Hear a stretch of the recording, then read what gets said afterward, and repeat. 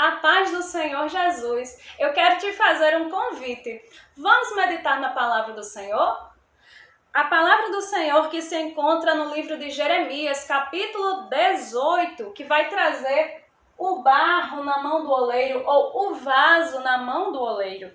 E diz assim: a palavra do Senhor que veio a Jeremias dizendo: levanta-te e desce à casa do oleiro, e lá farei ouvir as minhas palavras. E desci à casa do oleiro, disse Jeremias.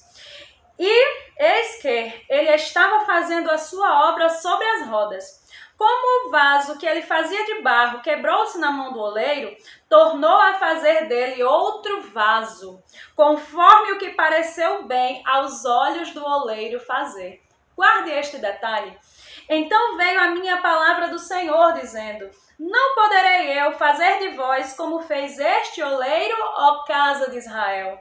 Diz o Senhor: eis que como barro na mão do oleiro, assim sois vós na minha mão, ó casa de Israel. Amém. Então, esta palavra foi a palavra que Deus deu ao profeta Jeremias a respeito da casa de Israel. Mas esta palavra, ela também se encaixa ao nosso contexto de hoje, ao contexto da igreja. Nós temos lições importantes para tirar daqui, para extrair desta mensagem. Então o Senhor ordena a Jeremias que primeiro ele vá e desça à casa do oleiro. E o oleiro era aquele profissional que trabalhava com a matéria-prima do barro, para fazer vasos de barro e outros utensílios similares. E Jeremias então vai ao local de trabalho daquele homem. E depois Jeremias também é ordenado a ficar observando o que aquele homem estava fazendo. E ao observar, Jeremias notou que o homem ele estava ali modelando o barro, mas enquanto ele modelava aquele vaso, o vaso se quebrou na sua mão. E aí, qual foi o procedimento daquele homem? Ele pegou o vaso quebrado, pegou o barro e fez um novo vaso conforme a sua vontade fazer, conforme o modelo que ele quis fazer. Ele restaurou. E então o Senhor, ele explica essa analogia, esta comparação que o Senhor fez naquele momento. Ele diz: olha, Israel, vocês são como este vaso na mão do oleiro, como este barro nas minhas mãos, vocês estão. E se vocês estão quebrados, se vocês estão condenados por causa da sua desobediência, por causa da sua rebeldia, eu tenho todo o poder, eu tenho toda a capacidade para, se quiser, restaurar vocês, lhes conceder perdão, retirar de sobre a sua cabeça a condenação e o juízo que eu estou preparando por causa da sua desobediência e, no lugar disso, derramar sobre vocês bênçãos, fazer com que vocês tenham uma nova história, novos projetos, novos propósitos, um novo rumo e uma nova direção, para lhes dar esperança. E o Senhor dizia: eu tenho todo o poder para assim fazer com vocês, casa de Israel. Basta que vocês se voltem a mim. Era esta mensagem que o Senhor queria trazer para Israel. Mesmo que Israel não merecesse, mesmo que Israel estivesse sendo rebelde contra o Senhor. Isto é muito importante destacar. Mas para nós compreendermos ainda melhor esta mensagem, nós precisamos analisar o seu contexto imediato, que está lá no capítulo 17 de Jeremias. E ali no capítulo 17, o Senhor ele começa a denunciar o pecado de Judá, o pecado da casa de Israel. E ele faz uma nova simbologia. Ele diz que o pecado de Judá, Jeremias 17, versículo 1, o pecado de Judá está escrito com um ponteiro de ferro, com um ponteiro de diamante, com ponta de diamante gravado na tábua do seu coração e nas pontas dos vossos altares. Então, o pecado do povo de Israel naquele tempo era tão fortemente enraizado nos seus corações que era como se o pecado tivesse sido escrito na tábua do coração deles com uma ponta de diamante. E o diamante é uma das substâncias mais duras que existe hoje. E o diamante, para você ter uma noção, ele é utilizado pelo pedreiro numa máquina, num instrumento usado para cortar a cerâmica. E na ponta daquele instrumento de riscar a cerâmica para cortá-la, existe uma ponta de diamante.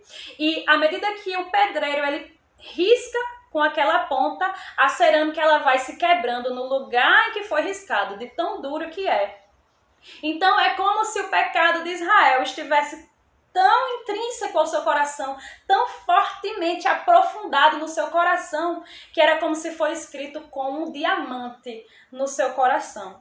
Isso é terrível. Esta situação estava calamitosa, a situação do povo de Israel. E mais à frente o Senhor vai dizer uma nova denúncia contra Israel. Assim diz o Senhor: maldito é o homem que confia no homem e que faz da carne o seu braço e que aparta o seu coração do Senhor.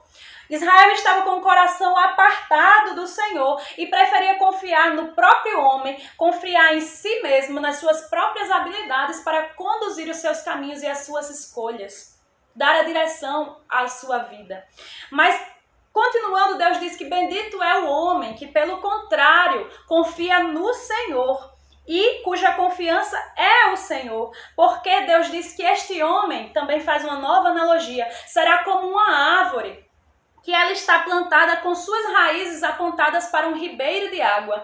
E quando vem a seca, aquela árvore ela não teme, ela continua com suas folhas todas verdes, porque ela sabe que suas raízes estão bebendo de uma fonte de água viva. E quem é esta fonte? Esta fonte de águas vivas é o Senhor Deus verdadeiro, o Deus todo-poderoso e soberano, que Israel insistia em desobedecer e não reconhecer como seu Senhor.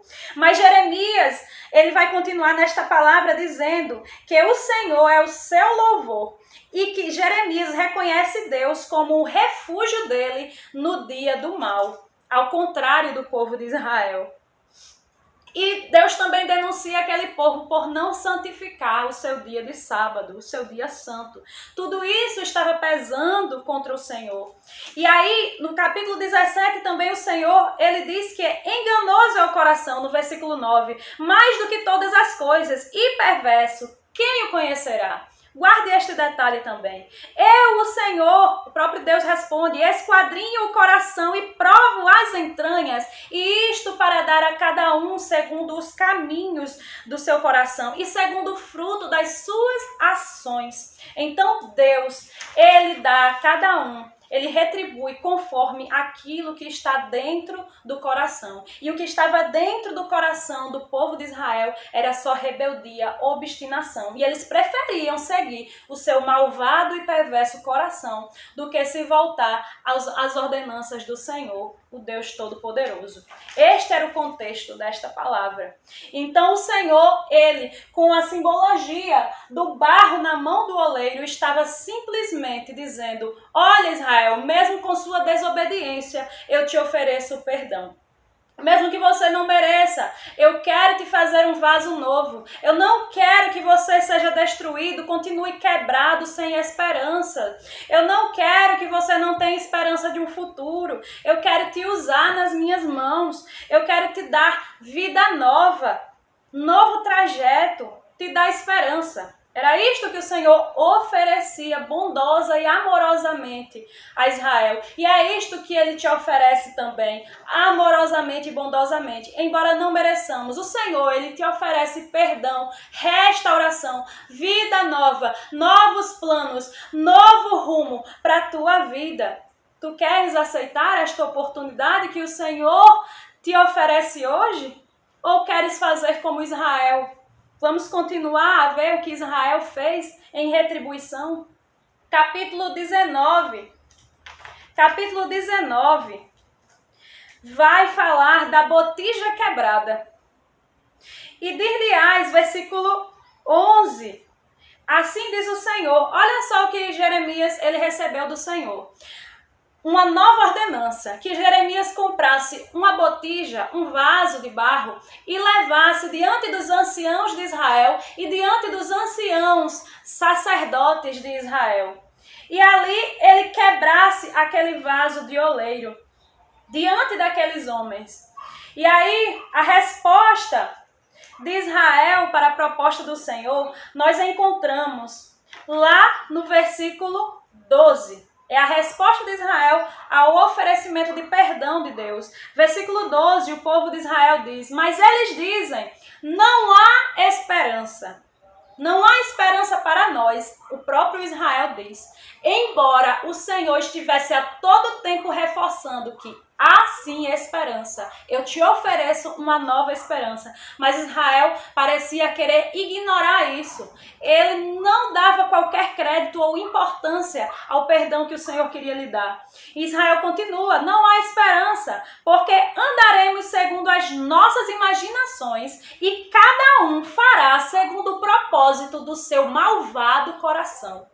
Olha só que alegação, que afirmação terrível que Israel faz. É tanto que no versículo 13, o Senhor, ele fala que é de espantar aquilo que Israel diz. A rebeldia de Israel é de espantar até mesmo aqueles que não têm a Deus, os gentios, que teoricamente não teriam a Deus. Versículo 13 diz: portanto, assim diz o Senhor, perguntai agora entre os gentios, qual ouviu tal coisa? Quem ouviu tal coisa? Coisa muito horrenda fez a Virgem de Israel ao responder ao oferecimento de perdão do Senhor dessa maneira. Israel respondeu simplesmente que continuaria obstinadamente nos seus caminhos de rebeldia, de rebelião contra o Senhor, que preferia que o juízo do Senhor continuasse repousando sobre eles, que a condenação continuasse sobre eles. Eles queriam continuar condenados, queriam continuar sem esperança, queriam continuar obedecendo aquilo que o seu malvado coração os mandava fazer, ao invés de reconhecer o senhorio do Senhor. Deus, ele quer que nós reconheçamos o seu senhorio sobre as nossas vidas, que o reconheçamos como Senhor e Salvador dos nossos caminhos, porque cada homem tem a sua vida nas mãos do Senhor, como Israel estava nas mãos do oleiro. Também a vida de cada ser humano na face da terra está nas mãos do Senhor, e ele pode fazer aquilo que ele quiser. E se você aceitar hoje o perdão do Senhor, ele tem toda a capacidade de te restaurar. E se você já é igreja, mas sente que também está em condenação, que também está em rebelião, que também está com o seu coração endurecido como Israel, que também está preferindo viver segundo os desejos do seu coração e não está verdadeiramente seguindo os desígnios de Deus, também o Senhor, ele te chama para restauração, para restaurar, para dar vida outra vez, para te levantar do chão, do pó, da lama, das cinzas. Ele quer te dar vida de verdade, porque ele é a fonte das águas vivas. E o Senhor, ele disse: que coisa horrível responde Israel para mim quando eu ofereço perdão. E o juízo continuou sobre aquele povo rebelde, continua sobre aquele povo rebelde até hoje. E a denúncia do Senhor, no versículo 15 do capítulo 19, é que o meu povo se tem esquecido de mim e queimado incenso à vaidade. A vaidade. Então o povo de Deus, ele denuncia aqui, tinha se esquecido dele, tinha se esquecido do oleiro, que eles próprios estavam na mão do oleiro, eles se esqueceram disso e preferiam queimar incenso à sua própria vaidade, ou seja, dar vazão, dar liberdade para os desejos do seu próprio coração, para as suas próprias vaidades, dar vazão a tudo aquilo de mal, das tendências do coração mau e malicioso que eles tinham. Então eles estavam idolatrando a própria vaidade. É isso que acontece quando nós tiramos Deus do centro das nossas vidas e colocamos outro Senhor, o Senhor homem, o homem como centro, obedecendo às vaidades que o homem ele quer obedecer. E por isso o Senhor diz que viria juízo contra aquele povo de Israel. Porque no capítulo 18, se nós observarmos, no capítulo 18, que é o capítulo do vaso de barro, versículo 7, o Senhor Deus ele vai revelar o seu modo de agir. E qual é, você pode me perguntar, o modo de agir de Deus? Ele vai explicar no versículo 7. E ele diz que se uma nação, se um povo, Se Deus ele profere um juízo contra este povo e contra esta nação, porque certa nação, não só Israel, mas também pode ser a igreja mesmo não sendo uma nação, mas a igreja está em todo o mundo, como um corpo que está espalhado por todo o mundo. Então, se Deus ele profere um juízo contra uma nação, um povo, um indivíduo, se este povo se converter dos seus maus caminhos, se arrepender e voltar atrás, voltar ao primeiro amor, reconhecer onde caiu e preferir voltar ao senhorio de Cristo, então o Senhor deixa também de aplicar o juízo que pretendia aplicar contra aquele povo. E o Senhor se arrepende do mal, como é dito aí em Jeremias 18, versículo 7.